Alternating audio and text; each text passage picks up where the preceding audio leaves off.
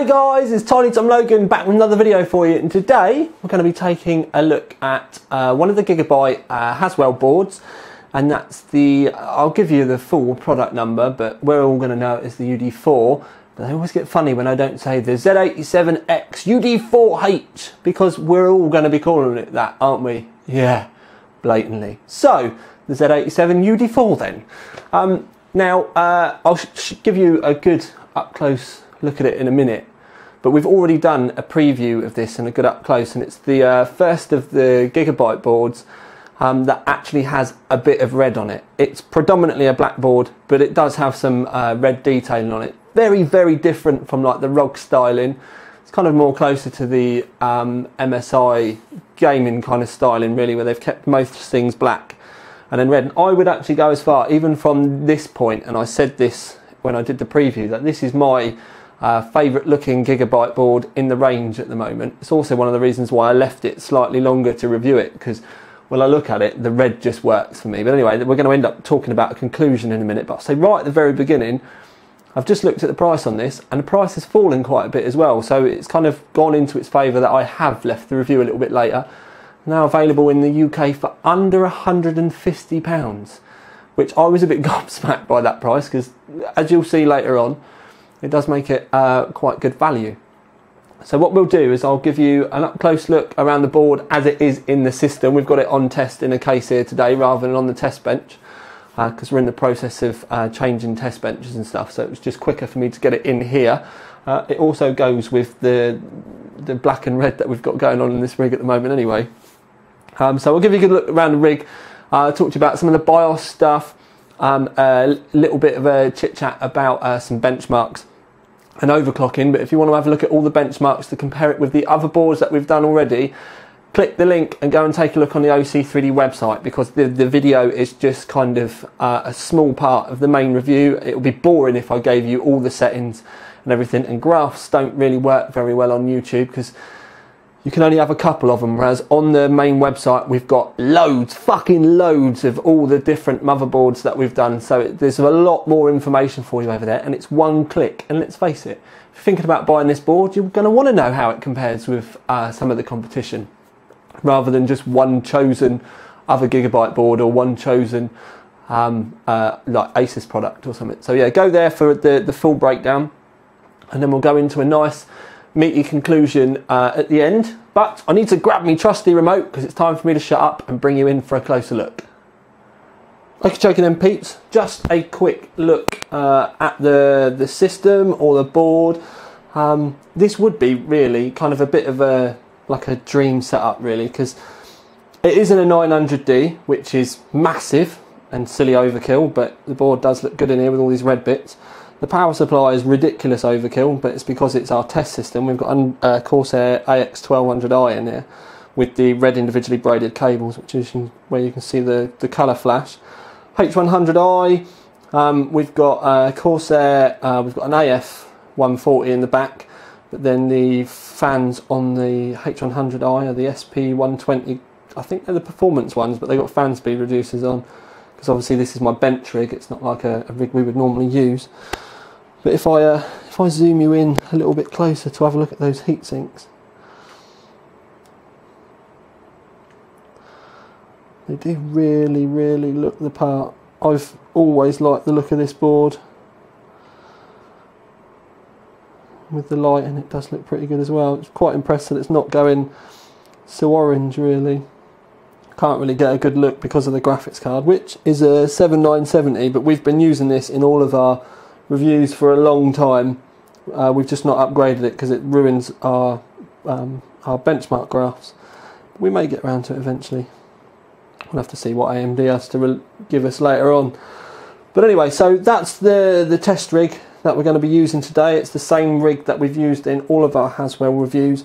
If you want to have a look, an up close look at the board itself and all the features, we've already done that. But to be fair, it's got 3 PCI Express slots. It's normal Haswell, as you would expect.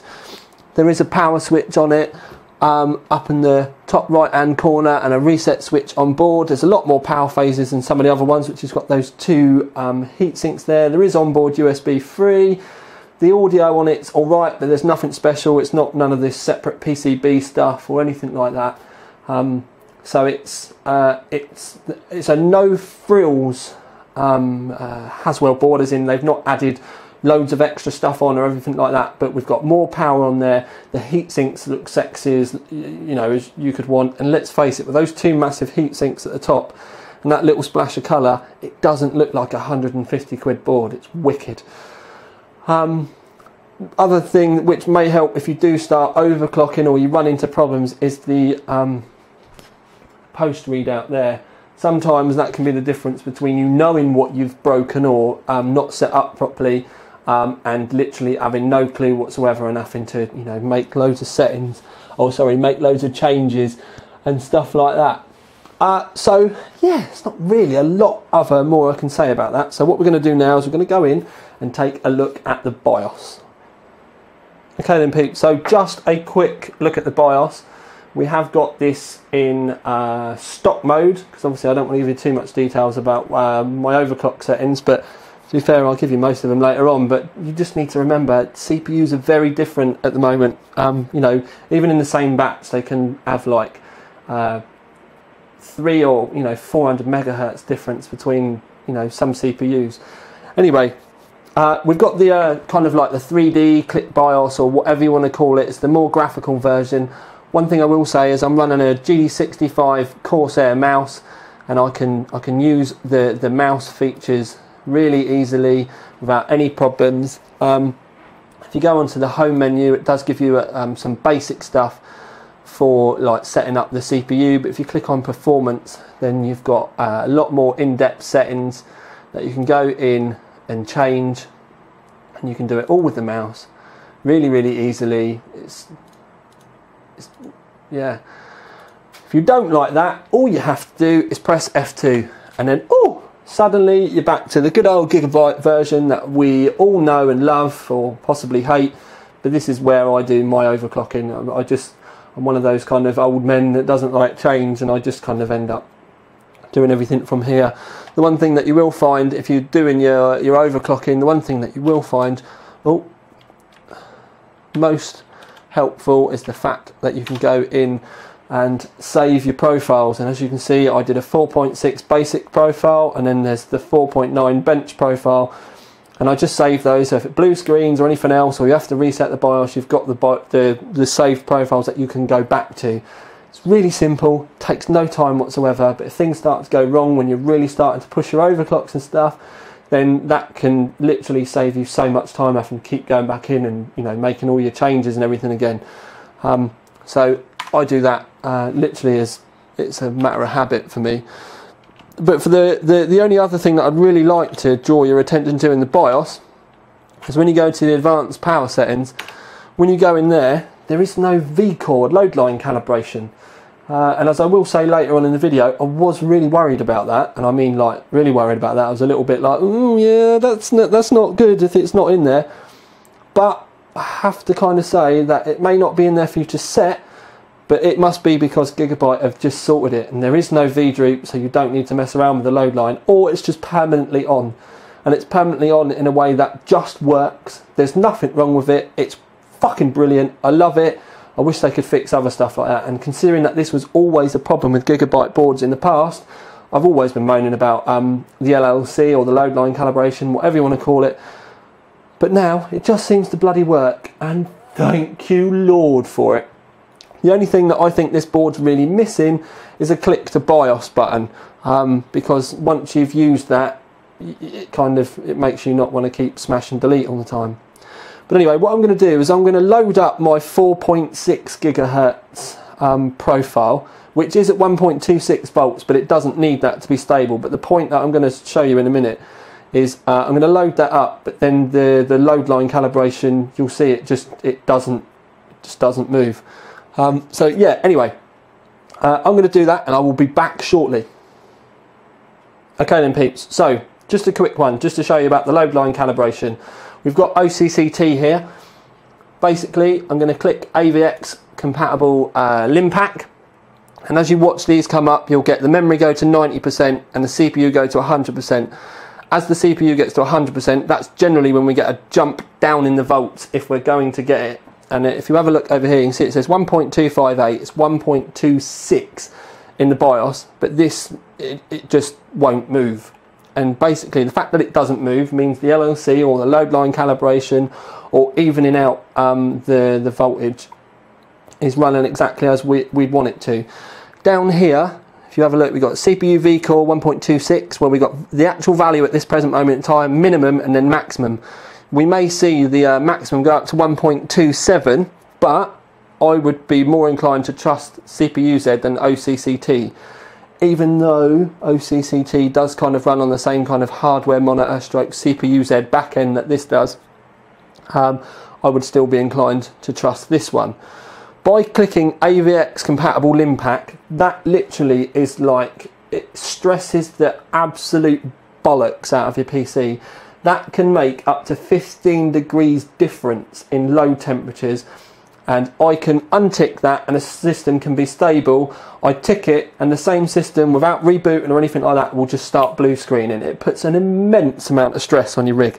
It's actually fucking awesome. If your rig is stable and keeps cool with that on, you shouldn't be getting any problems with anything else. Anyway, what we're going to do is just bang that on. So right, CPU has gone up to 100% load, nothing's dropped.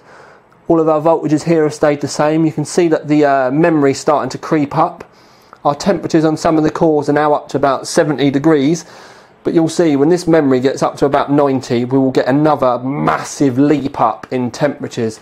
And I mean a massive leap up as well.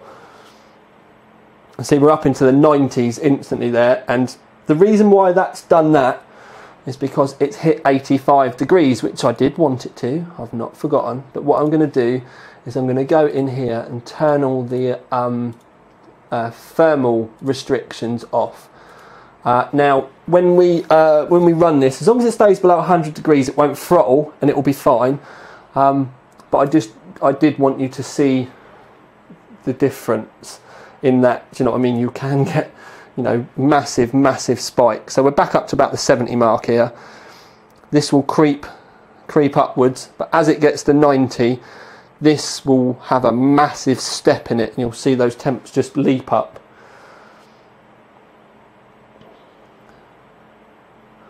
So boom, there we go. We're up in the 90s. Oh crikey, we're actually up to 99 here at the minute. Now, our vCore has stayed level. That's what we wanted. We can see this has gone up to 1.27, as I said, for the load, but this has stayed absolutely level, which is exactly what we wanted.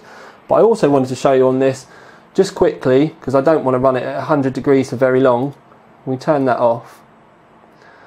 That all drops back down. If we untick AVX, and it does make a huge difference.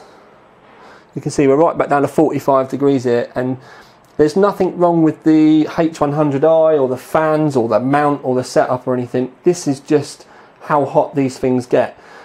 It does make a little bit of a difference with the overclock. Like, it is ever so slightly warmer if I run 4.9 gigahertz, but not a massive amount. It's volts that create the heat, which is why whenever someone says to me, oh, my overclock is at 4.4 gigahertz, I'm getting these temps, is that right? You can't really answer, because it's the volts that creates the heat more than the overclock. And also, as you'll see now, it really depends on the benchmark that you run as well, because just one tick, we've obviously unticked AVX here, just one tick makes a massive difference in temperatures. So as you can see now, we're on, one of the cores is at 70 and one of the cores is at sort of 82, 83, which is obviously 20 degrees cooler, some of them even 30 degrees cooler than they were before, and that's just because of that AVX compatible. But again, as we can see, this has just gone up to 1.27, this has stayed at 1.258. So a very long-winded way, 5 minutes of me saying to you, whatever they've done to the vCore load line calibration fucking works. It's epic. And also, it's more kind of a little intro for you into the differences some of these tick boxes can make for stress testing your rig. If you are testing your overclock, what I would probably do is say that you are your AVX compatible. That is your absolute worst case scenario. Your gaming is never even going to get this hot without it, but if you can get your rig stable with AVX, so it's not throttling and stuff like that, even in the summer you're not going to get any issue. So I know it's complicated, I know I think about this kind of stuff as just being normal, so I'm trying to explain it, but I will cover all this stuff when I do my Haswell overclocking guide. I've now got my i5, or rather I found an i5 that overclocks, so I'm going to be doing an overclocking guide for you all very shortly. Whether I'll delid it or not, I don't know yet. We will see. Anyway, smash that off. You'll see the temperatures. Bosh, straight back down below 50. 47 hottest core, and it is 25 degrees in the room at the moment because we've had the rig on for quite a while. So right, that's that. Now, we've got that 4.6 gigahertz overclock, but we didn't run our benchmarks at that. So what I'm going to do is I'm now going to boot back into the BIOS. I'm going to stick 4.9 on. Then we'll run some Cinebench runs, and then I may do a W prime run. But to be fair, what you need to do is go and have a look on the OC3D website so you can see all the graphs, because me showing you these means nothing unless you see all of the other boards. And in fact, yeah, just go and click on the main review and go and have a look at and compare it with all of the other boards. And I will cover as much as I possibly can in the conclusion. Right then, so conclusion, and we'll start with the award as we always do, and then we'll kind of wander our way through. So we're going to give it the Gold Award, and to be fair, and I will be perfectly honest about this as well, I was going to give it the Gold Award because even though I thought this was 175 to 180 quid. When I looked at the Google earlier on, and literally I saw that the prices have been cut down to below the 150 mark, I was like, shit the bed, that's a fucking bargain. Because for 150 quid it is. Now, one thing I will say is if you have a look at the main review on Overclock 3D, so click the link, go there, do you know what I mean, wherever I bloody put it, go and have a look at the graphs, because as you'll see, it's difficult for us with these boards, and I do need to clarify this, that the performance is very, very similar with all the boards. So you need to kind of, when you make your purchase, it's pretty much about aesthetics and looking for what kind of features that the board may have that others don't. Now, with the UD4H, there's a few more power phases on there than, say, for argument's sake, like the UD3 and some of the lower end boards. It's got more power phases than the GD65 Gaming, for example, but believe it or not, it's actually now cheaper. Now, I would go as far as say I love the aesthetics. Look at this. The red on this is like like a candy red. It's like they've anodized a polished aluminium plate, and I really, really like it. And like I said, it was one of my favourite looking boards. Right at the very beginning, it was this board that kind of sparked off me using the red and the silver RAM together, and then Gigabyte and Corsair teamed up and they started selling them as bundles, and other reviewers started matching the kind of the RAM colours up in other boards. But the red and the silver, this board, the Corsair Vengeance Pro, it's a match made in heaven. I should really, for the video, have dropped the sticks in, but I haven't got any 2400 megahertz silver. I've only got 1866 silver. Now, that wouldn't have mattered to you, but my OCD alarm would have been going fucking crazy if I hadn't been running it all properly. The overclocking, first of all, when you go into the BIOS, I found it really weird that there was no load line calibration for the CPU V-core, and that immediately set alarm bells off in my head, and I was really worried. But to be fair, I'll give Gigabyte their due, it doesn't need it. The voltage doesn't move. At least we rely on CPU Z anyway. That didn't alter a bit. OCCT was saying that the voltage went up by, what was it like? Wasn't even a tenth, it was less than that, 100th. It was a tiny increment upwards rather than downwards. And load line calibration has been an issue with Gigabyte products for a long time. So the fact that they've now just gone, right, we're not going to let them change it, it just works, fucking awesome. Absolutely love that. It's brilliant. To be fair, we shouldn't really have to worry about it anyway. Volt should stay level. So they do definitely get a thumbs up for that. Also, as far as overclocking experience for me goes, Obviously, yes, I have overclocked this CPU before. I do know my way around BIOSes and stuff like that, but it was ridiculously easy. I literally just went in, changed the RAM voltages to what they should have been. I set the RAM timings in. I went in there and I made my very, very basic changes where I slightly increased the V-ring voltage so that I could increase the uncore.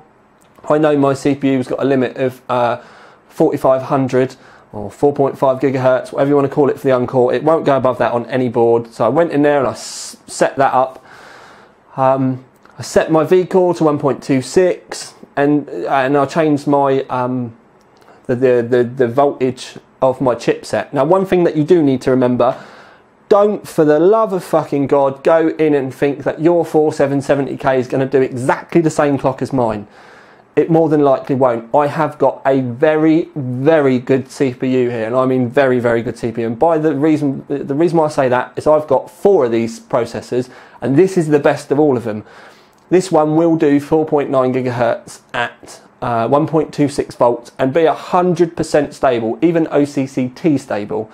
I've got another one here, which is the bottom end of the bunch, only just does 4.5 gigahertz at the same volts. So these are one of the reasons why I always say to you guys, remember the silicon lottery. Same board, just 2 different processors, wildly different overclocks because the CPUs are so different. So don't use my settings, work out what your own processor needs. Now I have done an 1155 overclocking guide. If you write in Gigabyte 1155 overclocking guide into YouTube or Google, you can go to the website one or the YouTube one. And although it's for 1155, all the basics are there for you to be able to work, you know, through it in stages. And I don't give you the answers about voltages and stuff. I just teach you how to do it in steps to find out, you know, each point the steps that your CPU needs. And then if it goes wrong, how to increase the volts and how to work through it. It's all very kind of, you know, it's just you go through it in steps, and it does work, and you can pretty much use it for any socket as well. But go and take a look at that. So as far as the overclocking was concerned, ridiculously easy on this. I didn't have to spend ages tweaking and buggering around as I have done with some of the other boards in the past. It was almost go in there, click, click, click, click, click, bosh, done. And I had it running at 4.9 gigahertz, stable, in probably less than 10 minutes. It was just so quick. And sometimes you can spend a little bit of time going in and having to fiddle with this and having to fiddle with that. So it was very easy. Now, not only was it easy, as far as overclocking is concerned, when you put it in our graphs, as you'll see on the website, it's one of the best boards we've ever tested. Now, we have tested other boards at the exact same clock with the Encore and all that kind of stuff, but this one quite often was nudging in front. Now, we're running all the same kind of spec benchmarks as well. They've not been updated, so there's no reason for it to have gone up other than, although I did update the BIOS on the board, it was, you know, it's a very, very good performing board. That's if you fettle with it. And to be fair, I think that these things are so easy to overclock, you should. When people also, I need to kind of say, because I don't say it often enough, if you leave your V-core on auto, it's not at stock, and you overclock it, the board will overvolt for you. Right, I'm going to go and kick the courier in the nads. I let the courier off, don't worry. It was a pair of 4 Gigabyte, it's a pair of Gigabyte, 4 Gigabyte 760s that arrived. SLI review coming very soon. Anyway, right, so overclocking. It does need to be overclocked, and I was saying about auto volts because if you overclock, see that's the courier going, can you hear it bleeping? If you overclock and you leave it on auto volts, that's not stock, people, and it's one of the things I cover in the overclock review. You do need to manually set your volts for it to be stock. Otherwise it'll overvolt it for you and you'll be running more volts than you would be if you did it manually. So yeah, you need to do it properly. Auto doesn't work. Anyway, my point was, it does really need to be overclocked because the stock results for this were a bit kind of mediocre. Average would be the nice way of putting it, really. The problem is with the stock results, a couple of the boards that we've tested don't run the standard Intel kind of turbo profile, like the MSI GD65 Gaming. that pretty much will run your CPU at 4 gigahertz out the box. It's only a couple of, you know, 100 megahertz more than it should be, but it makes a lot of difference to stock results when you're taking the piss. If that's the same one, I'm going to kill him. I'm not even joking. That was a different courier, and he's just delivered a Gigabyte 770. Anyway, right, so you know some things that have arrived that we're going to be covering shortly. I apologise. We were talking about the overclocks. Yeah, it's very middle of the road with the stock stuff, but like I said, I don't, with, you know, stuff like this, I know there's going to be a lot of people out there that may not, you know, think they're going to break stuff, but seriously, if you get my guide and you do go through it, even if you keep the volts at a decent level, the only thing you need to make sure is you've got a decent cooler, and even if you keep the volts at a decent level, you will be able to get that core speed up really easily, and it won't mess with your RAM timing or anything, and it will do you a good, you know, it will do you good to get in there and to know your BIOS, so that you can, when things go wrong, as they do, you'll know your way around your BIOS and you won't be afraid of it. But to be fair, for the performance this kicks out overclock wise, it's now less than 150 quid. Like, I was finding it for 148, 149, and especially with those looks and the fact, you know what I mean, you can easily run a decent SLI setup in there if you want to. But to be fair, if it was me, I'd have like this really, for me, with a single 780 in it, and Gigabyte doing Epic's 780 as I've done, shown you in the past. Also, if you go to my website, the box is buried at the moment, but if you go to my website, I'm actually giving away a Gigabyte GTX 780 overclock at the moment, if you want to go and take part in the competition. So yeah, there's another one for you. It's an absolute blinding looking board, and let's face it, it's nice to see a bit of red on a motherboard and it not being ROG board, and I think this is really quite nice and subtle, and with the red cables and some red RAM in there, it does really look the part. So you can build yourself an epic little system, and even if you're on a bit of a budget, as I will be showing you in the not too distant future, even the i5K with a reasonable overclock, you'll be more than happy with this. So apologies for the interruptions. Most people would probably end up re-recording everything, but hey, you get to know a little bit about what's going on in the background and how sometimes the couriers can be a complete and utter pain in the arse. But yes, most days it does feel like Christmas here. But thoroughly well-deserved gold award for the UD4H. Like I said, the price coming down has just made this even more of a bargain now, and kind of weighs up me waiting that little bit longer for it. But I would be more than happy to use this as my Haswell rig. What do you think? Don't forget to have a look below at the comments. Like, subscribe, all that kind of stuff. I've not said or asked for ages, but it does help. And also, don't forget to go and have a look at the main review on the Overclock 3D website. We can see all the graphs and comparisons with all the other boards that we have reviewed, which will give you a much better insight into whether this could be the board for you or not. So I'm now going to go and make myself a cup of tea, open these parcels and have a look at these graphics cards, and I will be back with you again shortly. But for now at least, this is Tiny Tom Logan with another video for you. Out. Ding!